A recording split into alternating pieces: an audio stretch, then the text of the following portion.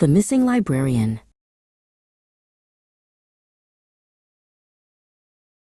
The Blackwood Library was Alara's sanctuary, a place of dust, ink, and endless stories.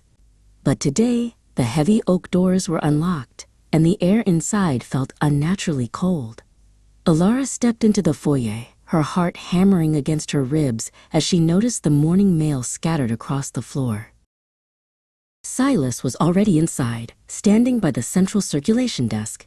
He was staring at the empty leather chair where Thaddeus, the town's beloved librarian, should have been sitting. Thaddeus was a man of strict routine. He never missed a morning, and he certainly never left the library doors unbolted. He wouldn't leave these behind, Alara whispered, joining him.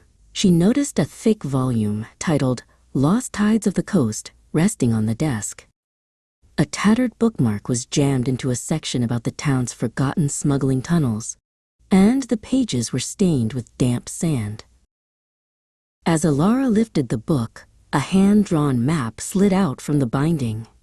It depicted the jagged cliffs at the edge of town, with a small X marked deep within the sea caves. At the bottom, a single sentence was scrawled in Thaddeus's shaky script.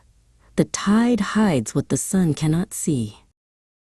Silas remembered Thaddeus mentioning a special collection kept in the library's restricted basement. They hurried toward the narrow service stairs. The air grew thick with the smell of salt and old paper as Silas led the way down into the darkness, his phone light cutting through the gloom. Behind a shelf of moldy encyclopedias, they discovered a loose stone in the foundation. Silas pried it away, revealing a hidden compartment. Inside was a leather-bound journal and a heavy, rusted iron key that looked far too old to belong to any modern lock. The wind howled like a wounded animal as Alara made her way toward the cliffs. The moon was high, casting silver light across the salt-crusted rocks.